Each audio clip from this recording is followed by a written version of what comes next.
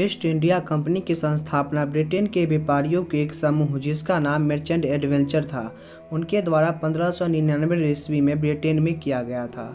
इसके बाद 31 दिसंबर 1600 ईस्वी को ब्रिटेन की महारानी एलिजाबेथ प्रथम ने एक चार्टर पत्र के द्वारा ईस्ट इंडिया कंपनी को भारत के साथ ही साथ पूर्व के देशों के साथ 21 सालों तक व्यापार करने का एकाधिकार पत्र प्रदान कर दिया। भारत से व्यापार करने का एकाधिकार पत्र प्राप्त करने के बाद कंपनी ने भारत के अपने व्यापारिक विस्तार के लिए रणनीतियां बनाना प्रारंभ कर दिया।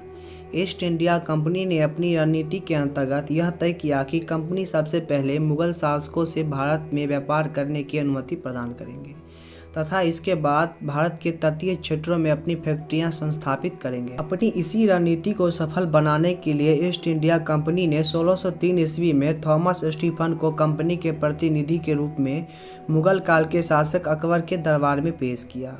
भारत से व्यापार करने की अनुमति प्राप्त करने के लिए थॉमस स्टीफन वहां पहुंचे, परंतु थॉमस स्टीफन मुगल शासक को अपनी बातों को समझाने में असफल रहा क्योंकि उसे फारसी भाषा का ज्ञात नहीं था और इसी कारण मुगल शासक ने कंपनी को भारत में व्यापार करने की अनुमति नहीं प्रदान की। उसके बाद थॉमस स्टीफन ब्रिटेन वापस लौट गया। इसके बाद कंपनी ने दोबारा कैप्टन हॉकिंस के प्रतिनिधित्व में भारत के लिए हेक्टर नाम की जहाज से इंग्लैंड से रवाना किया, जिसका उद्देश्य भारत के साथ सिर्फ व्यापार करना था। कैप्टन हॉकिंस सबसे पहले सूरत के बंदरगाह पे उतरा। सूरत उस समय के भारत के सबसे प्रमुख व्यापारिक केंद्रों में से एक था। सन 1608 ईस्वी में कैप्टन हॉकिंस मुगल शासक जहांगीर के दरबार में भारत में व्यापार करने की अनुमति प्राप्त करने के लिए पहुंचा।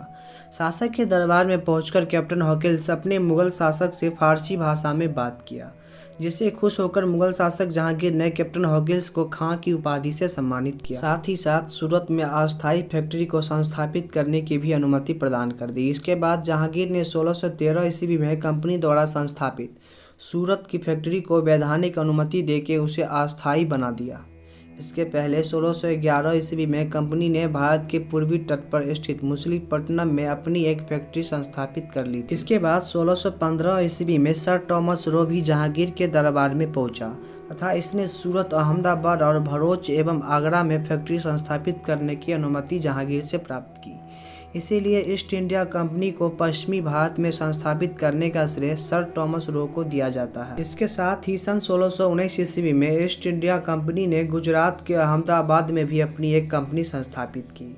इसके बाद मुगल शासक शाहजहां के शासनकाल में क्षेत्रीय सूबेदारों के द्वारा कंपनी को फैक्ट्री तथा किले संस्थापित करने की अनुमति दी गई थी। इसी क्रम में सन 1631 ईस्वी में कर्नाटक के गोलकुंडा के सूबेदार ने भी कंपनी को व्यापार करने की अनुमति प्रदान कर दी और 1639 ईस्वी में चंद्रगिरी के शासक ने ईस्ट इंडिया कंपनी को मद्रास को पट्टे यानी किराए पे दे दिया, जहां पर कंपनी ने सेंट पोर्ट जॉर्ज नामक किले का निर्माण किया। सन 1651 ईस्वी में बंगाल के सूबेदार ने कंपनी को चुंगी मुक्त व्यापार करने का अधिकार दे दिया, जिससे कंपनी ने हुगली में अपना एक फैक्ट्री भी संस्थापित की, जो कि बंगाल में संस्थापित होने वाली पहली फैक्ट्री थी।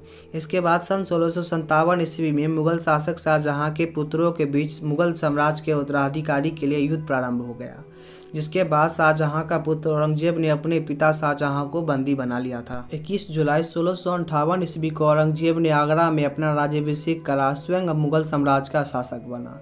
इसी के शासनकाल में सन 1661 ईस्वी में पुर्तगाली राजकुमारी कैथरीन का विवाह ब्रिटिश के राजकुमार चार्ल्स द्वितीय के साथ हो गया। इसके बाद सन 1667 ईस्वी में औरंगजेब ने अंग्रेज को बंगाल में व्यापार करने की अनुमति प्रदान कर दी। राजकुमारी की शादी के बाद पुर्तगाली ने बम्बई में व्यापार करने की अधिकार अंग्रेज को दे दिया, जिसके बाद चार्ल्स द्वितीय ने सन 1668 ईस्वी में मुंबई को 10 पाउंड के वार्षिक किराए पर ईस्ट इंडिया कंपनी को प्रदान किया। इसी के बाद ईस्ट इंडिया कंपनी ने बम्बई में अपनी फैक्ट्री संस्थापित की। कंपनी ने अपने साम्राज्य का और भी विस्तार करते हुए सन 1670 ईस्वी में भारत के पूर्वी तट ढाका से लेकर पश्चिमी तट कोचीन तक अपनी फैक्ट्रियां संस्थापित कर ली थी। आगे चलकर कंपनी की नीतियां से नाराज होकर मुगल शासक औरंगजेब ने सन 1688 ईस्वी में बंगाल में कंपनी में व्यापारिक अनुमति को निरस्त कर दिया, परंतु इसका प्रभाव नहीं पड़ा और कंपनी ने सन 1690 ईस्वी में कोलकाता में एक और फैक्ट्री की संस्थापित की, जो कि मुगल साम्राज्य की नीतियों के कारण था। कंपनी को भारत में व्यापार करने में असुविधाएं होने लगी थी, जिसके कारण अब कंपनी को भारत में प्रशासनिक अधिकार को भी आवश्यकता महसूस होने लगी, जिसके चलते सन 1697 ईस्वी में बंगाल के कोलकाता में पोर्ट विलियम नामक किले की स्थापना की गई, जो कि अंग्रेज का प्रशासनिक केंद्र बन गया। सन 1699 ईस्वी में जॉब चार्नॉक ने कोलकाता नगर की स्थापना की। इसके बाद आगे चल के सन 1656 ईस्वी में बंगाल के सूबेदार सिराजुद्दौला ने अंग्रेजों को फैक्ट्रियों को बंद करने का आदेश दिया तथा उन्हें बंगाल को छोड़कर फुल्टा यानी मद्रास जाने का आदेश दिया।